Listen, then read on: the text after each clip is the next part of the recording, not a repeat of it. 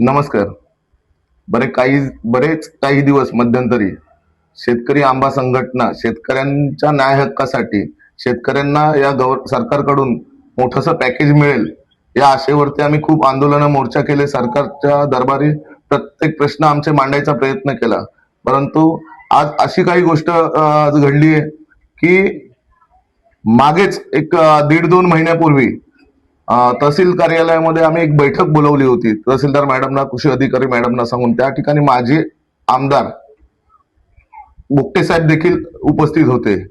त्यावेळी शेतकऱ्यांनी डायरेक्ट विमा कंपनीवरती आम्ही आरोप केला होता की तुम्ही जाणीवपूर्वक ज्या ठिकाणी आंबा शेती जास्त आहे त्या ठिकाणी जे ट्रिगर पडतात ते तुम्ही कमी दाखवता.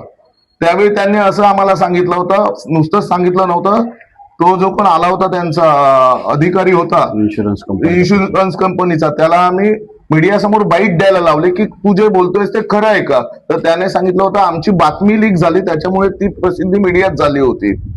परंतु ज्या पद्धतीत ती बातमी प्रसिद्ध झाली होती त्याच पद्धतीत आज देवगड, पडेल आणि बापरडा या 3 विभागांना 1ही रुपया इन्शुरन्सचा मिळत नाहीये. हे पैसे काय सरकारच्या तिजोरीतून आम्हाला नाही द्यायचे. हे पैसे आम्ही आमच्या हक्काचे भरतोय. ज्या पद्धतीत आम्ही इन्शुरन्स क्लेम करतो, जर आम्ही आजारी पडलो तर मेडिकल इन्शुरन्स क्लेम करतो, त्या ठिकाणी हे दिल्यानंतर आम्हाला मेडिकल भेटतो क्लेम. आज शेतकरी पूर्णतः आजारी पडलेला आहे, संकटात आहे. आणि असं असताना तुम्ही जर हातावर हात धरून शेतकऱ्याच्या टाळूवरचं लोणी म्हणजे शेतकऱ्याचेच पैसे आहेत तुमच्याकडे, जे आम्ही 5 लाख रुपये मागत होतो किंवा काजूसाठी 3 लाख रुपये मागत होतो हेक्टरी, ते तर आम्हाला तुम्ही दिलेच नाहीत. जे 2 लाख रुपये सुद्धा जे दिलेत ते अक्षरशः तोंडाला पाण्यात पुसण्यासारखे दिलेत. परंतु आजही डोळे उघडा आणि जे आमचे हक्काचे पैसे आहेत, कारण या विभागामध्ये हे जे सर्कल आहेत या विभागामध्ये जास्तीत जास्त शेतकरी आहेत. आणि जर ह्या शेतकऱ्यांना तुम्ही वाऱ्यावर सोडत असाल तर येत्या 8 दिवसात जर या गोष्टीचा निर्णय लागला नाही तर जास्तीत जास्त मोठं आंदोलन इकडे करण्यात येईल आणि याला जबाबदार हे सरकारच राहील.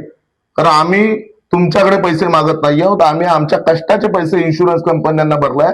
हा लाखो करोडो रुपयांचा फ्रॉड आहे, लाखो करोडो रुपयांचा फ्रॉड आहे. तरी शेतकऱ्यांनी परत तुम्हाला सांगतो, जागे व्हा.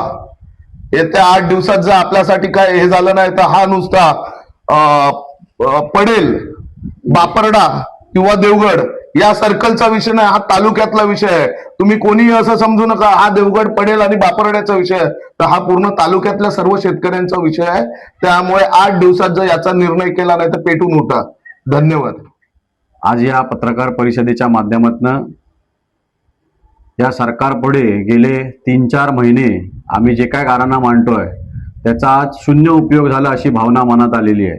आत्ताच मी तालुका कृषी अधिकाऱ्यांकडनं जी माहिती घेतली त्या माहितीप्रमाणे फक्त शिरगाव सर्कललाच या ठिकाणी या जे काही इन्शुरन्सचे पैसे आहेत ते त्या ठिकाणी नुकसान भरपाई इन्शुरन्सच्या माध्यमातून मिळणार आहे.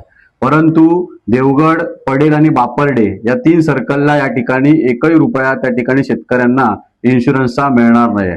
खरं तर इन्शुरन्सच्या माध्यमातून सगळ्यात जास्त रक्कम जर कुठून जात असेल तर ती देवगड आणि पडेल या भागातनं जास्तीत जास्त शेतकरी या ठिकाणी विम्याचे पैसे भरत असतात. कारण त्यांना कुठेतरी या विम्याच्या जर काही नुकसान झालं तर विम्याच्या पैशाची अपेक्षा असते, विम्यातनं काहीतरी रक्कम या ठिकाणी मिळेल याच्या अपेक्षेत शेतकरी असतो. परंतु त्यांच्या आज सगळ्या अपेक्षांवर या सरकारने पाणी ओतलेलं आहे. आणि म्हणूनच जर या सर्कलला जर योग्य न्याय दिला नाही तर येणाऱ्या दिवसात जरी उपोषणाचा मार्ग स्वीकारावा लागला तरी येणाऱ्या या काळात उपोषणाला बसू, पण या शेतकऱ्यांना न्याय मिळाल्याशिवाय आता गप्प बसणार नाही. कारण इन्शुरन्स कंपनीच्या प्रतिनिधींनी या ठिकाणी आमच्या बरोबर बैठक घेतली, तालुका कृषी अधिकारी या बैठकीला उपस्थित होते, तहसीलदार या बैठकीचे अध्यक्ष असताना त्यांच्या समोर देखील ह्या आम्हाला खोट्या आश्वासनं या ठिकाणी या इन्शुरन्स कंपनी दिलेले आहेत. आमची मागणी आहे, जर या इन्शुरन्स कंपनीने जर शेतकऱ्यांवर अन्याय असं चालू ठेवला तर पुढच्या वेळी ही कंपनी ब्लॅकलिस्टेड झाली पाहिजे. या कंपनीच्या विरोधात देखील रस्त्यावर उतरावं लागलं तरी आम्ही उतरायची तयारी ठेवलेली आहे, हे तेव्हाच त्यांना सांगितलं होतं. आज खरं तर जी काही नुकसान भरपाई शेतकऱ्यांना मिळाली ती नुकसान भरपाई फक्त 22,000 रुपये जी काही नुकसान भरपाई मिळाली ती फक्त आणि फक्त आंबा काजू बागायतदार व्यापारी संघ देवगड या संघटनेच्या संघर्षामुळे मिळालेली आहे।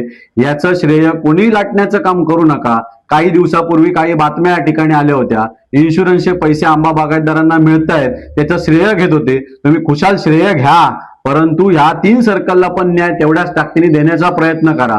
आणि जर हा न्याय मिळाला नाही तर येणाऱ्या काही दिवसात उपोषणाचा मार्ग स्वीकारावा लागला तरी तो स्वीकारू, पण शेतकऱ्यांना न्याय मिळाल्याशिवाय आता शांत बसणार नाही, हे या पत्रकार परिषदेच्या माध्यमातून जाहीर करतोय।